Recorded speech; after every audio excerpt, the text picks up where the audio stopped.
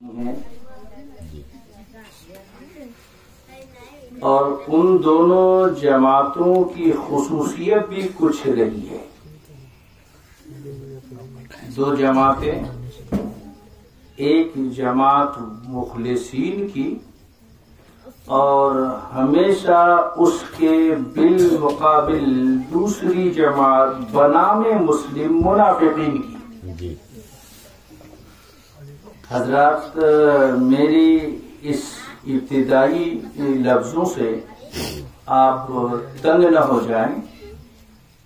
मुझे यकीन है कि मैं ऐसी बातों और ऐसे अल्फाज को भी जो उलमा ही अच्छी तरह समझने की सलाहियत रखते हैं, अल्लाह के फजल से बुजुर्गों की दुआओं के सदक़े आप दिलजमी के साथ बैठे, मैं आपके ज़हनों दिमाग बल्कि दिलों पर ये बात उतार दूंगा इंशाअल्लाह।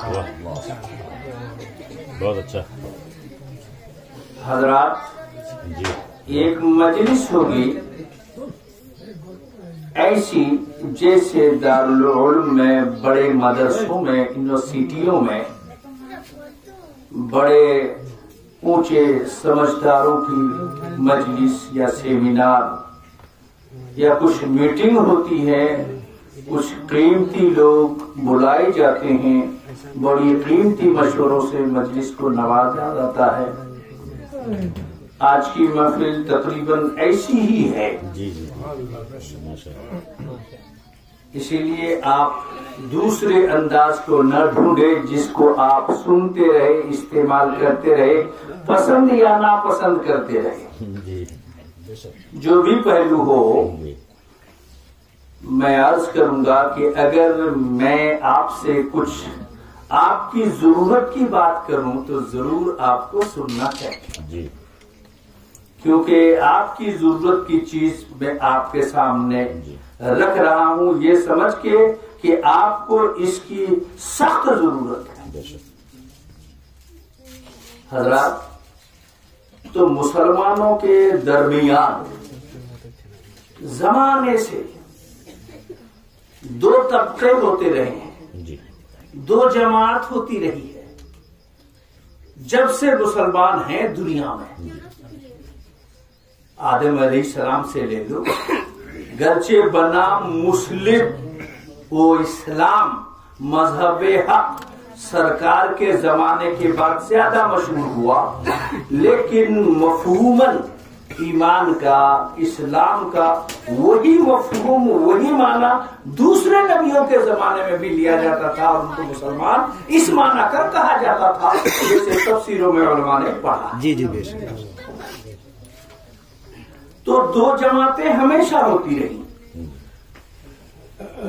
एक जमात मुखलिसीन की, सादा दिल वालों की, अच्छी नीयत वालों की, अच्छी सोच वालों की, अच्छी फिक्र रखने वालों की और दूसरों के लिए भला सोचने वालों की।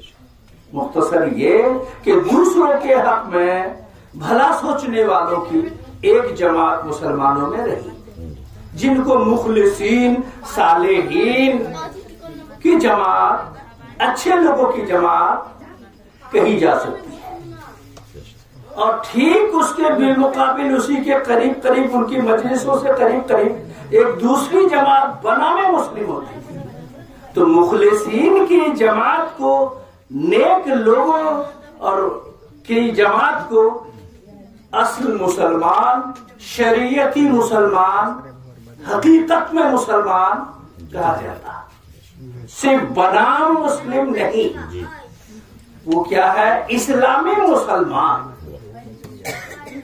और जो लोग उनके बिल मुकाबिल कलमा पढ़ के भी, अच्छी मजलिसों में शरीक होके भी, अच्छों के साथ उठते बैठते भी रहे हों, अच्छों की अच्छी बातें सुनते रहे हों, फिर भी दिल साफ नहीं, मुनाफकत उनके अंदर थी, दोगलापन, धोखाबाजी उनकी सीरत थी, उनकी खासियत थी, उन लोगों को भी मुसलमान कहा जाता रहा। आज नहीं, उस जमाने से।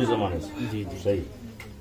उसका नाम हमेशा उलमा ने, मुहक्किकीन ने, बड़े दिमाग वालों ने क्या रखा? कौमी मुसलमान, गिनती के मुसलमान, शुमारी मुसलमान। जैसे इंडिया की हुकूमत सबों को, चाहे जितने तबके में मुसलमान हैं, कौमन छोटे हो या बड़े, खानदानन, शेख हो, सैयद हो, अंसारी हो, जुला हो, कुछ भी हो, वो सबको बनाम मुस्लिम, यहाँ तक के शियों को भी, राफजियों को भी, चक्रालवियों को भी, सबको मुसलमान गर्दानते हैं। उस माना करके कौमी मुसलमान है। क्या है? कौमी मुसलमान। इसीलिए हमारा मुसलमान भाई वही है जो मुखलिसीन में है। उन्हीं के साथ हम आप सभी रहना चाहते हैं। मुनाफिकीन, दोगलों, बदनीयतों के साथ ऐसी जमात में कोई रहना नहीं चाहता। बात अगर ये सच्ची है तो दोनों की पहचान जानना भी जरूरी है या नहीं? बिल्कुल। बात सच्ची कह रहा हूं तो पहचान जानना जरूरी है या नहीं? पहले आप बताएं कि किन के साथ रहना आपको जमेगा, जचेगा और फायदा होगा। मुखलिसीन के, मुखलिसीन माना है सादा दिल, साफ दिल, जो बाहर वही अंदर, जो अंदर वही बाहर, जो करे वही दिल में, जो दिल में वही करे। बात समझे? यानी उसकी तफसीर भी इन लोगों को भी कहना है ना। लफ्ज भारी नहीं लगना चाहिए, क्योंकि आपको भी बात समझ में आनी चाहिए। तो मुखलिसीन माना जिसको बुजुर्गाने दीन की जबान में, तसव्वुफ की जबान में, मारिफत के वालों की जबान में क्या कहा जाएगा? सालेहीन की जमात, परहेजगारों की जमात, मुत्तकियों की जमात। और हम सादा दिल लोग ऐसे इलाके में रहने वाले, टूटे फूटे बिगड़े लफ्जों से याद करेंगे तो क्या? सादा दिल, अच्छे दिल, नरम दिल, जिसके अंदर बाहर एक, जिसके अंदर बाहर एक। तो ऐसों के साथ रहना चाहते हैं या जो लोग दिल के अंदर कुछ, ऊपर से कुछ रहे हैं, ऐसों की जमात में आप रहना चाहते हैं? छोटा सा बच्चा भी कहेगा कि ना हमारा वासोगे नहीं। अगर चोरी भी करेगा वो भी कहेगा, यहां तो कम से कम कहेगा हमारी वासोगे रोगा थे, कहेगा कि नहीं? जैसे आजकल चोरी करना होगा, 1 साल के बाद बड़े घर में डकैती डालनी होगी, तो 1 साल पहले ही दाढ़ी बढ़ाना, हजाम के यहाँ जाना छोड़ दिया, मस्जिद में जाना शुरू कर दिया, दाढ़ी बढ़ गई। अब अगर कोई कहीं चोरी करेगा, डकैती करेगा, अपने गांव के किसी बड़ी दुकान को लूटेगा, तो उसकी तरफ आदमी का ध्यान जाएगा? क्यों? वही तो प्लान है, उसको प्लान ही अंदर है कुछ और जाहिर में बना कुछ। काम करेगा वो असल में अंदर के लिहाज से, लेकिन कुछ दिन दिखावा जरूर होगा उससे। जी बहुत तारीफ। नहीं, क्या बात, दिखावा होगा, यही दस्तूर है। कुछ दिन पहले दाढ़ी बढ़ा दिया, बहुत अच्छा एग्जाम, फासिक नहीं, उसकी गवाही मंजूर, वाह, गवाही, बात सच्ची। और फिर नमाज, मस्जिद में जाता आता रहा, चंदे देता रहा, ज्यादा देर तक तस्वीर खींचता रहा, हर एक के दिल को चोरी कर लिया और चुपके चुपके पॉकेट मारी कर लिया। कहिए डकैती नहीं किया, चुपके से हर एक के दिल को ले लिया। लोग क्या भागे? नहीं, बीच में मेरी ये बात समझ रहे हैं आप, ताकि पूरी लंबी बात 2 लफ्जों में देहाती समझ जाए आप। जी बात समझे? अब जब उसको यकीन हो गया, लोग टीमों भारत को बात शुरू कर दिया, समझे?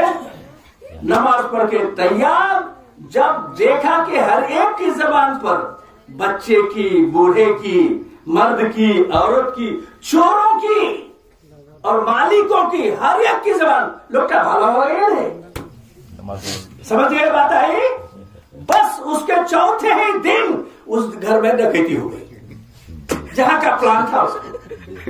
डकैती, किसी का ज़हन उस तरफ गया ही नहीं। कि वही चोर होगा। अरे उठा लो फिर आओ चोरी बात समझे? ये प्रैक्टिकल बता रहा हूं। दुनिया बहुत चालाक, बहुत होशियार, बहुत धोखेबाज, बात समझे? हर दौर में रहा है।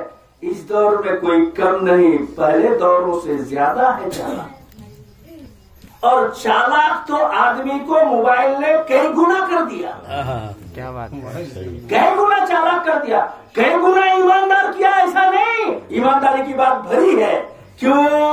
बेईमानी को चलाने के लिए कुछ ईमानदारी भरनी पड़ी है, और ईमानदारों को भी बेईमान बनाने के लिए ईमानदारों की भी कुछ बात पसंद की दे दिया है। लेकिन बातें ऐसी दिया है कि उस ईमानदार के दिल में जो नफ्स है, उस नफ्स और ख्वाहिश की बुनियाद को देखते हुए भी कुछ बातें उसमें डाल दी है। एक बात अच्छी, 20 बात खराब आ रही है। नहीं आती? बिल्कुल आती। इसका मतलब वो चालू क्या है? सिर्फ आपको फायदा पहुंचाने के लिए नहीं, अपनी कंपनी को तो फायदा पहुंचे ही, और तुम ऐसा खत्म हो जाओ कि तुम्हारा वजूद इंसानी न माना जा सके। है नहीं ऐसी बात? और चोर जब चोरी करने जाता है कहीं, किसी के यहां चोरी कर लिया, अब लोग अगर घर वाले जग गए, और लोग कुछ पड़ोस के भी उसकी आवाज पर, उसकी हरकतों पर जग गए, बेदार हो गए, तो चोर ही सबसे पहले कहेगा वो रे चोर रे, वो चोर, उसके घर में चोर, उसके घर में चोर। जब घर से निकल गया है तब वही कहेगा कि वो चोर। क्यों कहेगा? इसलिए कहेगा कि मेरी तरफ किसी का ध्यान आए ही नहीं। क्योंकि 6 महीना का प्लान है उसको, बड़ी डकैती करना है और जेल जाने से अपने आप को बचाना भी है, जेल जाने से बचाना भी है। तो चोरी की और कहा कि वो चोर, देखो वो चोर जा रहा है। सबकी तवज्जो जिस तरफ इशारा वो कर रहा था उसी तरफ चली गई, सबका ध्यान उसी तरफ। आराम से खरामा चोरी करके घर चला गया और बाल बच्चों को लेकर उसको बड़ी बड़ी मछली खा ले लगा। ठीक, गांव वाले पकड़